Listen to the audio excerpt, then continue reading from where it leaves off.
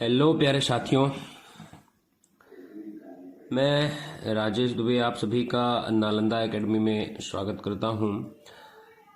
साथियों, आज हम पर्यावरण शिक्षा शास्त्र का लेक्चर 4, जिसमें पर्यावरण शिक्षा का विज्ञान और सामाजिक विज्ञान से संबंध, इस विषय पर महत्वपूर्ण चर्चा करेंगे कि पर्यावरण शिक्षा जो है या पर्यावरण विषय जो है वो विज्ञान विषय और सामाजिक विज्ञान से कैसे संबंध रखती है। इसके पहले हमने समेकी शिक्षा और एकीकृत शिक्षा के बारे में चर्चा कर ली है, तो वहां से भी स्पष्ट होता है कि भाई विज्ञान और सामाजिक विज्ञान विषयों को हम पर्यावरण विषय के अंतर्गत पढ़ते हैं। तो पर्यावरण शिक्षा जो है, तो पर्यावरण एक प्रकार से समाकलित, समेकित और समन्वित विषय है। कैसे समन्वित विषय है कि विज्ञान और सामाजिक विज्ञान के जो विषय बिंदु हैं या विज्ञान और सामाजिक विज्ञान के अंतर्गत हम जो जो चैप्टर्स पढ़ते हैं, जो जो अध्याय पढ़ते हैं, जो विषय वस्तु पढ़ते हैं, वो प्रारंभिक या प्राथमिक कक्षाओं में पढ़ाई जाती हैं। तो एक प्रकार से समाकलित, समेकित और समन्वित, इन तीनों को अगर देखा जाए तो इंग्लिश में हम इंटीग्रेटेड ही कहते हैं। इंटीग्रेटेड का मतलब होता है आपस में जो विषय वस्तु होती है आपस में एक साथ जुड़ी रहेंगी। तो समाकलित का मतलब होता है कि पर्यावरण में विज्ञान और सामाजिक विज्ञान के अध्यायों को या विषय बिंदुओं को समान रूप से आकलित किया जाता है, यानी कि समान रूप से पढ़ाया जाता है कि उनको विज्ञान विषय की भी जानकारी हो और सामाजिक विज्ञान की भी। समेकित का मतलब होता है कि एक साथ उन विषयों बिंदुओं को एक ही पुस्तक में अध्याय में विभाजित कर या अध्यायों में वर्गीकृत कर उन्हें पढ़ाया जाता है। समन्वित का मतलब होता है कि भाई पर्यावरण विषय के अंतर्गत ही इन दोनों विषयों का समायोजन होता है। तो समाकलित, समेकित और समन्वित, ये तीनों जो है ये पर्यावरण विषय से संबंध रखते हैं। तो पर्यावरण में विज्ञान और सामाजिक विज्ञान के विषय बिंदुओं को एक साथ रखकर पढ़ाया जाता है। तो यहाँ पर हम देख लेते हैं पर्यावरण एक ऐसा विज्ञान है। पर्यावरण कैसा विज्ञान है? तो पर्यावरण एक ऐसा विज्ञान है जिसका दृष्टिकोण जो है वो दो प्रकार से होता है। कितने प्रकार से होता है? दो प्रकार से। पहला प्रकार हो गया वैज्ञानिक और दूसरा प्रकार हो गया सामाजिक। तो वैज्ञानिक और सामाजिक, तो पर्यावरण जो है वो उसका दृष्टिकोण जो है वो दो प्रकार से है, वैज्ञानिक दृष्टिकोण है और सामाजिक दृष्टिकोण। तो वैज्ञानिक और सामाजिक दृष्टिकोण में क्या क्या है, इनको हम देख लेते हैं। वैज्ञानिक दृष्टिकोण और सामाजिक दृष्टिकोण। तो पर्यावरण का वैज्ञानिक दृष्टिकोण बालकों में वैज्ञानिक विधियों द्वारा जो अध्ययन किया जाता है, जिसके अंतर्गत बालकों में प्रायोगिक तौर पर और वैज्ञानिक तौर पर विषयों का अध्ययन करता है। तो वैज्ञानिक दृष्टिकोण का क्या अर्थ है? वैज्ञानिक दृष्टिकोण का अर्थ बालक में अर्थगत, तथ्यगत का विकास करना। मतलब वैज्ञानिक दृष्टिकोण के अंदर कुछ ऐसे तथ्य होते हैं और उन तथ्यों का अर्थ निकलता है। उन तथ्यों का क्या निकलता है? अर्थ। तो ऐसे तथ्य होते हैं जिनके अर्थों के माध्यम से बालक में क्या होता है? विकास होता है। उनका मानसिक विकास कह सकते हैं, या उनके अंतर्गत संपूर्ण जानकारी होती है। तो वैज्ञानिक दृष्टिकोण बहुत सारे फैक्ट्स पर डिपेंड रहता है और बहुत सारे उन फैक्ट्स का कुछ न कुछ अर्थ निकलता है। सेकेंड पॉइंट है इसका वैज्ञानिक दृष्टिकोण का, इसके माध्यम से बालक सशक्त व शुद्ध अध्ययन करता है। क्यों? क्योंकि वैज्ञानिक दृष्टिकोण में विषय का प्रायोगिक तौर पर अध्ययन किया जाता है। प्रायोगिक तौर कहने का मतलब है कि विज्ञान में हम विषयों को माप सकते हैं, उनको प्रयोग कर सकते हैं। प्रैक्टिकली हम देख सकते हैं कि क्या कितना जिन जैसे प्रकाश का मापन करना, ध्वनि का मापन करना, तो ये सारे विषय वस्तु जो है वैज्ञानिक दृष्टिकोण के अंतर्गत आते हैं। तीसरा पॉइंट है, इससे बालकों में सृजनात्मक गुणों का विकास होता है। बिल्कुल सही, कि बालक में जो क्रिएटिविटी बढ़ती है, यानी कुछ उनमें नया करने, कुछ सोचने और समझने की शक्ति का विकास होता है, जिनकी वैज्ञानिक मान्यता भी होती है। जैसे कि ध्वनि की तीव्रता का मापन जो हो गया, प्रति सेकंड ध्वनि कितनी दूर जाती है, या प्रकाश की गति का मापन हो गया, सूर्य की किरण पृथ्वी पर कितने सेकंड में पहुंचती है, तो एक उनकी मान्यता है। तो बालकों में सृजनात्मक गुणों के विकास होता है और उनकी क्या होती है? वैज्ञानिक मान्यता होती है। चौथा महत्वपूर्ण पॉइंट है, वैज्ञानिक दृष्टिकोण वाले बालकों में कलात्मक और चित्रात्मक शैली का विकास होता है। कलात्मक का मतलब यह है कि भाई बच्चे जो होते हैं वो कलात्मक होते हैं, उनके अंतर्गत कुछ नया करने की भावना जागृत होती है। तो वैज्ञानिक दृष्टिकोण में बालकों में कलात्मक और चित्रात्मक शैली, वो विजुअल इफेक्ट्स या चित्रात्मक शैली हम कह सकते हैं, चित्रात्मक विधियों के माध्यम से भी पढ़ाई करते हैं। 5वां पॉइंट है जैविक प्रक्रम का विकास, यानी कि पूर्ण रूप से कह सकते हैं कि बालकों में जैविक प्रक्रम का विकास होता है। जैविक प्रक्रियाएं क्या होती हैं, कैसे बालकों में विभिन्न जीवों के प्रति क्या क्या उनकी प्रतिक्रियाएं होनी चाहिए।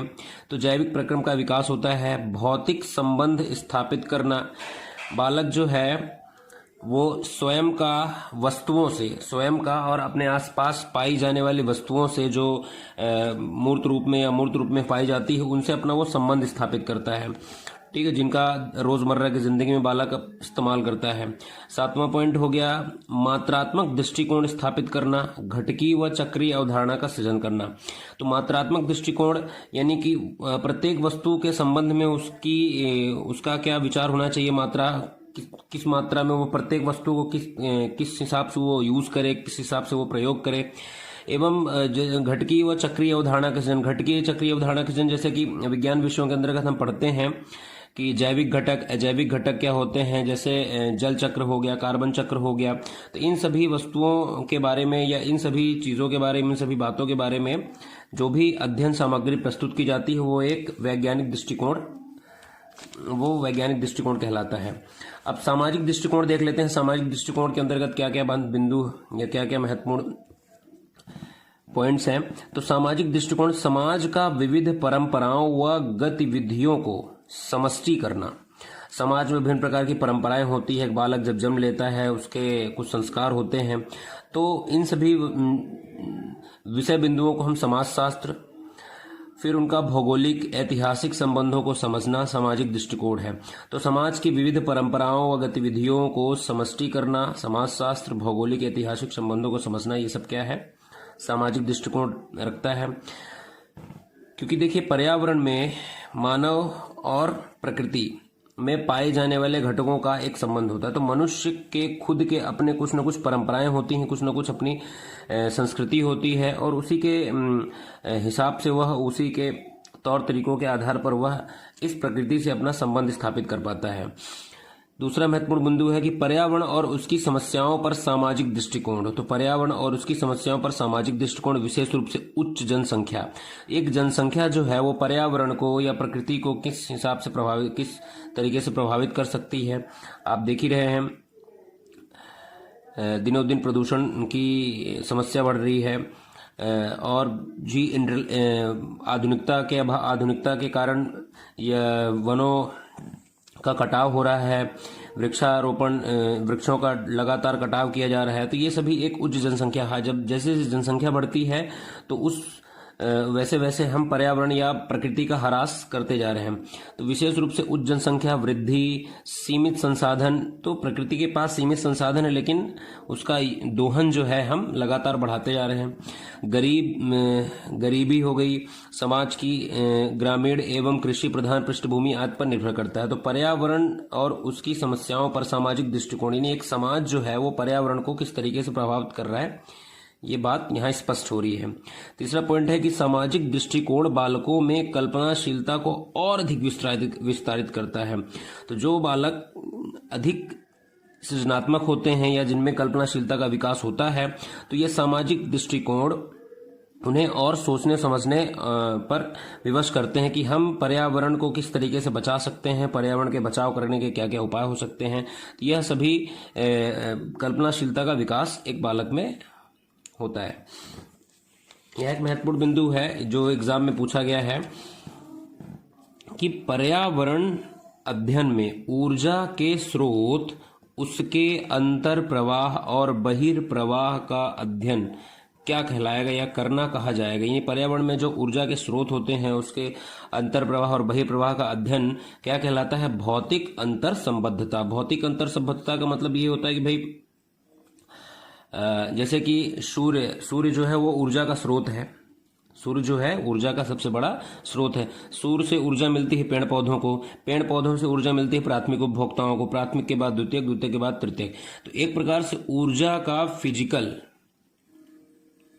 फिजिकल क्या हो रहा है, ट्रांसमिशन हो रहा है, एक प्रकार से भौतिक अंतर प्रवाह हो रहा है, बहिर्प्रवाह हो रहा है, यानी कि प्रत्येक जीव या प्रकृति में पाए जाने वाले जैविक व अजैविक घटक ऊर्जा को एक माध्यम से दूसरे माध्यम में दे रहे हैं या ले रहे हैं, या उसे फिर कुछ न कुछ छोड़ भी रहे हैं। तो एक माध्यम में ऊर्जा का जाना और दूसरे माध्यम, उसी माध्यम से ऊर्जा का प्रवाहित होना, फिर दूसरे माध्यम में ऊर्जा का जाना, तो प्रवाहित होना, ये क्या कह रहा है, ये प्रक्रिया जो क्या कहला रही है, अंतर प्रवाह और बहिर्प्रवाह। तो हम इसको क्या कहेंगे, भौतिक अंतर संबद्धता।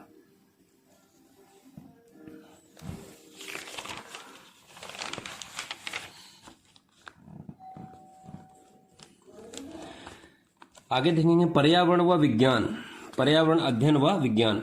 तो पर्यावरण अध्ययन जो है विज्ञान से किस प्रकार संबंध रखता है, तो यहाँ महत्वपूर्ण कुछ विषय बिंदु हैं।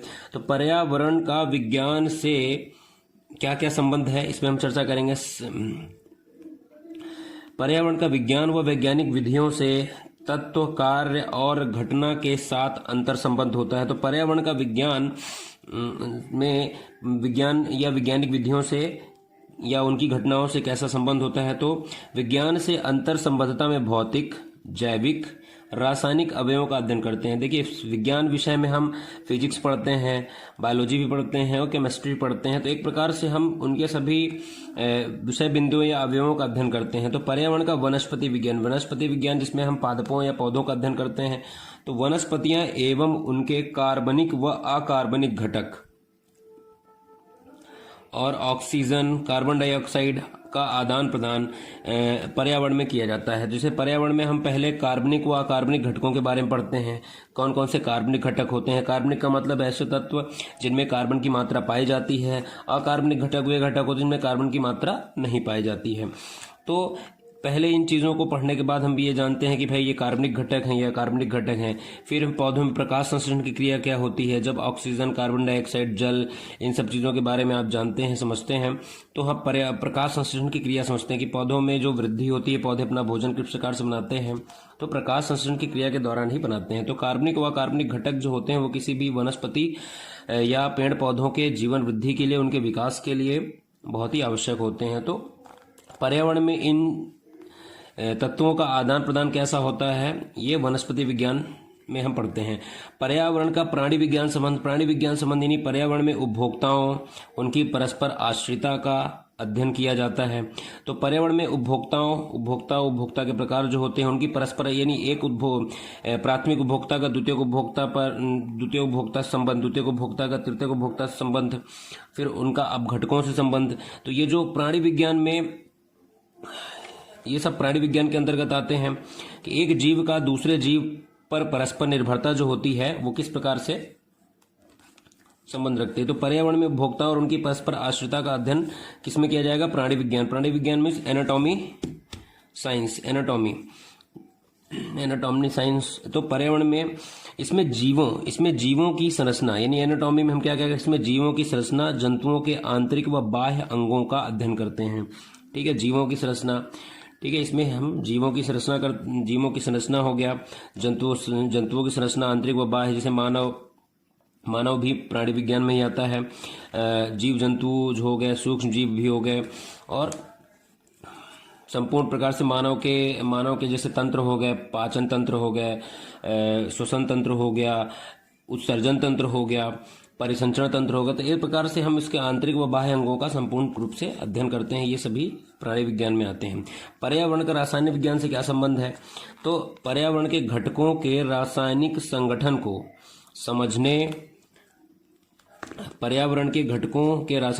संगठन को समझने, प्रदूषक पदार्थों की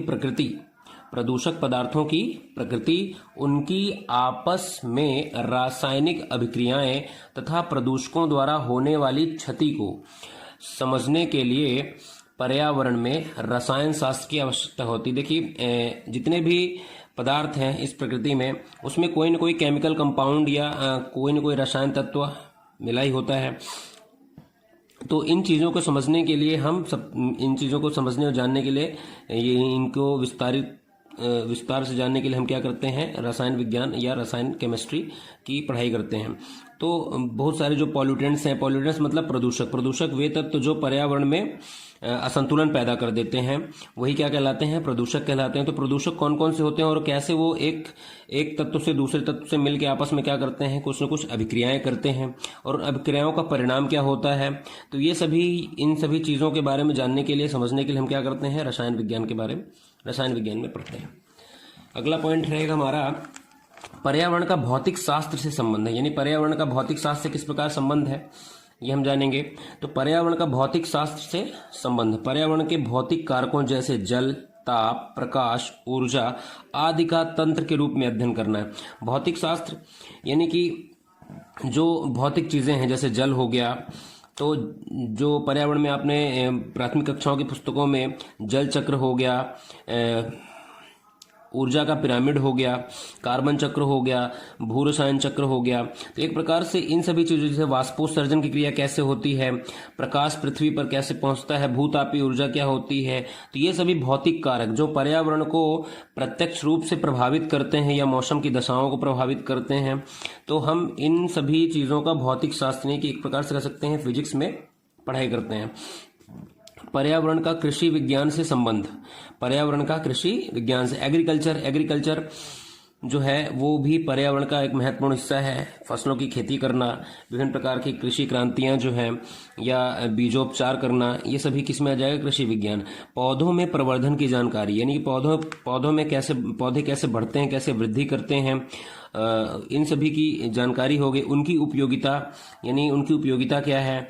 बहुत सारे ऐसे पौधे होते हैं जो खाद्यान्न देते हैं, जो फसलें होती हैं वो खाद्यान्न फसलें हो गई, तिलहन फसलें हो गई, और कुछ ऐसे भी पौधे होते हैं जो औषधि होते हैं, जिनका प्रयोग हम मेडिकल इंडस्ट्री में किया जाता है, दवाइयाँ बनाने में, औषधियाँ बनाने में कह सकते हैं, किया जाता है। उनका संरक्षण कैसे करेंगे, यानी पौधों का संरक्षण कैसे करेंगे। मौसम एवं ऋतु के अनुसार जो पौधे होते हैं, मौसम एवं ऋतु के अनुसार पौधे, यानी कि जो फसलें होती हैं, रबी फसलें हो गई, खरीफ की फसलें हो गई, या जायद की फसलें हो गई, तो ये मुख्य रूप से किस पर डिपेंड करती हैं, किस पर निर्भर करती हैं, मौसम और ऋतु पर निर्भर करती हैं। तो ये सभी जो क्रियाकलाप हो गई, या ये इन सभी विषय वस्तु की जानकारी जो हमको मिलती है वो कृषि विज्ञान से मिलती है। तो ये भी पर्यावरण का एक महत्वपूर्ण हिस्सा है। नेक्स्ट पॉइंट होगा पर्यावरण का मौसम विज्ञान से संबंध। देखिए मौसम, तो मौसम विज्ञान का से संबंध क्या है, पर्यावरण का मौसम विज्ञान संबंधी अनेक कारक जैसे हिमपात, ओलावृष्टि, पाला, वर्षा, जलवायु परिवर्तन। तो पर्यावरण में जो मौसम संबंधी घटनाएं होती हैं वो किस मंडल में होती हैं, ये मेरा पहला प्रश्न रहेगा। तो पर्यावरण में जो मौसम संबंधी घटनाएं होती हैं ये किस मंडल में होती हैं, इसका आंसर आप मुझे कमेंट बॉक्स में देंगे। दूसरी बात है कि मौसम विज्ञान, भारत में जो मौसम विज्ञान, मौसम वेधशाला है, मौसम वेधशाला जहाँ से डेली वेदर रिपोर्ट ली जाती है, यानी रोज का जो मौसम संबंधी आंकड़े प्राप्त किए जाते हैं, मिनिमम टेम्परेचर, मैक्सिमम टेम्परेचर क्या रहेगा, वो वेधशाला कहाँ स्थित है, ये भी आप आंसर मुझे कमेंट बॉक्स में देंगे। तो यहाँ बात हो रही है मौसम संबंधी अनेक कारक। तो मौसम के कारक क्या होती हैं, मौसम किन किन चीज़ों से प्रभावित होता है। हिमपात हो गया, ओला वृष्टि हो गई, यानी बहुत जगह ओला पड़ते हैं, पाला पड़ता है ठंड के समय पे, वर्षा मानसून में जो बहुत भारी बारिश होना या कम वर्षा होना, ये सभी जलवायु परिवर्तन। तो जलवायु में जो परिवर्तन होता है, यानी कि प्रत्येक वर्ष जो जलवायु में कुछ न कुछ परिवर्तन या कुछ न कुछ प्रभाव देखने को मिलता ही है। तो इन सभी विषय वस्तु को जानने के लिए, इन सभी पर चर्चा करने के लिए हम मौसम विज्ञान ये सभी किससे संबंध रखते हैं, मौसम विज्ञान से। तो मौसम विज्ञान भी किसका महत्वपूर्ण पॉइंट हो गया, पर्यावरण का। तो ये भी पर्यावरण का हिस्सा हो गया। पर्यावरण का सूक्ष्म जीव विज्ञान संबंध, सूक्ष्म माइक्रोबायोलॉजी में हम क्या करेंगे, सूक्ष्म जीवों की माइक्रोबायोलॉजी में हम क्या पढ़ेंगे, सूक्ष्म जीवों के बारे में नहीं, वृक्षों तथा जीवों के मरने के बाद जो अपघटन की क्रिया होती है, नहीं प्रत्येक जीव में अपघटन क्रिया होती है। जैसे जीव मरते हैं वैसे पेड़ पौधे भी नष्ट होते हैं। पेड़ पौधों के जो पत्ते होते हैं वो जमीन पर गिर जाते हैं, बाद में वो सड़ते हैं, गलते हैं, उनमें अपघटन की क्रिया होती है। और सूक्ष्म जीवों का कृषि में उपयोग की जानकारी, यानी जो कृषि में जो फसलें होती हैं, ये ह्यूमस होता है जो खेती के लिए मृदा की उर्वरता के लिए बेहद ही आवश्यक होता है, जिससे मिट्टी में पोषक तत्वों की मात्रा बढ़ जाती है और उसकी जो उपजाऊ क्षमता है वो भी बढ़ती है। तो सूक्ष्म जीव जो है वो कृषि को कैसे प्रभावित करते हैं, कैसे उसको बढ़ा सकते हैं, तो कृषि में उपयोग की जानकारी का अध्ययन जो है इन सभी हम माइक्रोबायोलॉजी में करते हैं। तो ये भी पर्यावरण से संबंध रखता है। पर्यावरण का अंतरिक्ष विज्ञान संबंध, देखिए ये एक महत्वपूर्ण विषय है जो इस वर्ष के मध्य प्रदेश वर्ग 3 प्राथमिक शिक्षा परीक्षा में ये विषय एक नया आपके लिए जोड़ दिया। अंतरिक्ष विज्ञान जो है, अंतरिक्ष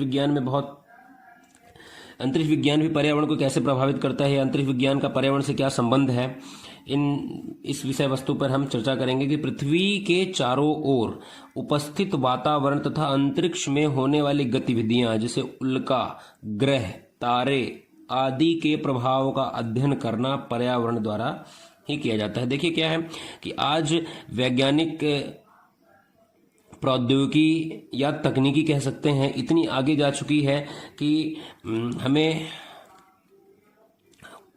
आगे की जानकारी या भविष्य की जानकारी मिल जाती है, यानी कि कब मानसून में कितनी बारिश होने वाली है या पृथ्वी पर सूर्य की किरणें या उनका प्रभाव क्या होगा। तो इन सभी वस्तुओं या ग्रहों और उपग्रहों के बारे में जानकारी कि आने वाले समय में जो पृथ्वी का तापमान कितना बढ़ सकता है और कितना रहेगा, तो इन सभी बातों के बारे में जो जानकारी मिलती है वो सब अंतरिक्ष विज्ञान से संबंध रखता है। तो अंतरिक्ष विज्ञान भी पर्यावरण को प्रभावित करता है। तो अंतरिक्ष विज्ञान भी पर्यावरण का एक विषय हो गया। तो एक प्रकार से कह सकते हैं अंतरिक्ष विज्ञान के अंतर्गत हम क्या क्या पढ़ते हैं, ग्रहों के बारे में, उपग्रहों के बारे में, या उनमें होने वाली जो घटनाएं होती हैं उनके बारे में पढ़ते हैं। तो इससे भी संबंधित प्रश्न पूछे जाएंगे। तो ये भी एक पर्यावरण का एक अंश हो जाता है।